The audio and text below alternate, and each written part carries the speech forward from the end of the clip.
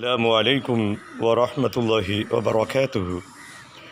உங்கள் அனைவரின் மீதும் ஏக இறைவனின் சாந்தியும் சமாதானமும் உண்டாகட்டுமாக. சிந்தனைக்கு சில மணித்துளிகள். ஒரு காலத்தில் அங்கொன்று இங்கொன்று நடந்த ஒரு சம்பவம் இன்றைக்கு தமிழகம் முழுக்க நடைபெற்று கொண்டிருக்கிறது. குறிப்பாக எங்கெல்லாம் முஸ்லிம்கள் அதிகமாக வாழ்கிறார்களோ அங்கே நான் கூறவிருக்கின்ற அந்த கவலையான சம்பவங்கள் அதிகமாக நடைபெற்று கொண்டிருக்கிறது. தெரிந்திருக்கும், ஒரு காலத்தில் இந்த கைவிடப்பட்ட பெண்கள் அப்படின்னு சொல்லுவாங்க. அட்டூழியம் செய்கின்ற கணவன் மூலமாக, துன்புறுத்துகின்ற கணவன் மூலமாக கைவிடப்பட்ட பெண்கள் அப்படின்னு ஒரு கூட்டம், ஒரு சாரார் இருந்தார்கள். அதாவது கணவனால் கைவிடப்பட்ட மனைவிமார்கிட்ட எந்த தப்பும் இருக்காது. அப்படி இருந்தாலும் கொஞ்சமாக இருக்கும், அதிகமாக தப்பு கணவன்மார்கள்ட்ட. இப்போ அப்படியே ரிவர்ஸ் கீர் போட்டு வண்டி பேக்கில் போயிட்டுருக்கு. மனைவியால் பாதிக்கப்படுகின்ற கணவன்மார்கள் இன்றைக்கு அதிகரித்து விட்டார்கள்.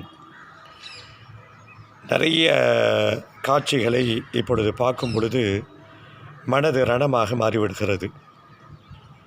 சமீப காலத்தில் ஒரு மாதமாக சிலர்களை பார்க்க வாய்ப்பு கிடைச்சிச்சு. எல்லோருமே 50 கடந்தவர்கள், 60 நெருங்கியவர்கள். அவங்களுக்கு என்ன சோகம் அப்படின்னா, எல்லோருமே மனைவியால் கைவிடப்பட்ட கணவன்மார்கள். அவங்களுடைய புலம்பல் என்னவாக இருக்குது அப்படின்னா, வீடு என் பேரில் நான் வைக்காமல் இருந்தது தப்பு. நான் வாங்கி கொடுத்த வீடு, வெளிநாட்டில் ரொம்ப நாள் இருந்தேன், ஏதோ மனைவி மக்கள் நல்லா இருக்கணும்னு சொல்லி எல்லாம் கொடுத்தேன். ரிட்டையர்ட் ஆகி கடைசியில் வீட்டுக்கு வந்த உடனே தேவையில்லாததற்கெல்லாம் சண்டை.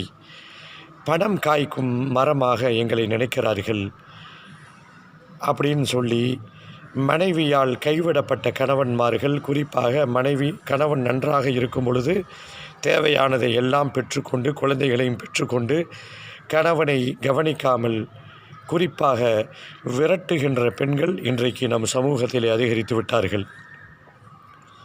அன்பு உறவுகளே, நீங்கள் யார் பேச்சையும் கேட்க வேண்டாம். உங்களிடத்திலே சொல்லுவதற்கு, உங்களுடைய குரல் மூலமாக ஒலிப்பதற்கு ஆயிரக்கணக்கான காரணங்கள் இருக்கலாம். என் கணவன் சரியில்லை, என் கணவன் இப்படி இருக்கிறான், சந்தேகப்படுகிறான் என்று ஆயிரக்கணக்கான காரணங்கள் இருக்கலாம். அவன் மூலமாக நீங்கள் குழந்தை பெற்றிருக்கிறீர்கள்.